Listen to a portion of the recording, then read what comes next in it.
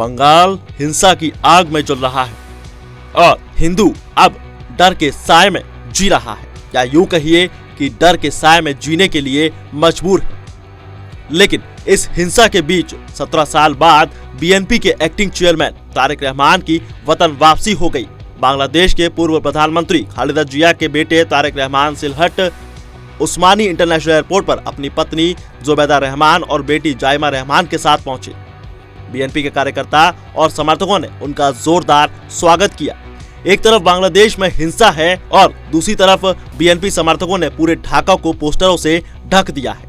तारिक रहमान की वापसी के बाद 12 फरवरी को बांग्लादेश में प्रस्तावित चुनाव को लेकर बीएनपी समर्थकों का जोश इस वक्त चरम पर है और बेहतर उत्साह देखा जा रहा है। पिछले साल शेख हसीना की सरकार के पतन और यूनुस सरकार के दौरान अराजक स्थिति को देखते हुए बीएनपी सत्ता में वापसी की उम्मीद कर रही है। वहीं फरवरी में होने वाले चुनाव से भारत की क्षेत्रीय सुरक्षा के लिए बहुत जरूरी है। आपको बता दें कि दिल्ली के लिए तारिक रहमान की वापसी बहुत ज्यादा मायने रखती है, खासकर जब भारत समर्थक अवामी लीग को चुनाव लड़ने से रोका गया हो और खालिदा जिया अस्पताल में इस वक्त भर्ती है।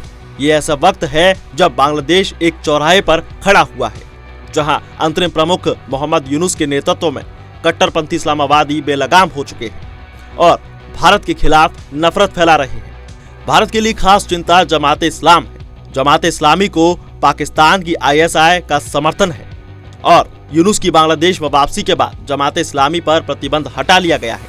इसी के बाद जमात इस्लामी ने राजनीति में वापसी कर ली। हाल के वक्त में देखा जाए तो बांग्लादेश में जमात इस्लामी ने अपनी ताकत को भी बढ़ाया है। बांग्लादेश में यूनुस के नेतृत्व में कट्टरपंथी ताकतें बढ़ी हैं और ऐसे में भारत जमात और यूनुस की तुलना में बीएनपी को ज्यादा लिबरल और डेमोक्रेटिक ऑप्शन के तौर पर देख रहा है। हालांकि पिछले दिनों भारत और बीएनपी के रिश्ते अच्छे नहीं थे, लेकिन हाल के सालों में बीएनपी के भारत विरोधी तेवर में कमी आई है।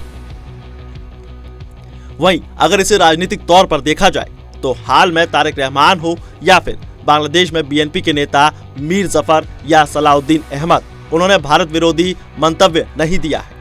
बीएनपी का पूरा फोकस बांग्लादेश पर है और यूनुस सरकार की नीतियों की आलोचना की जा रही है।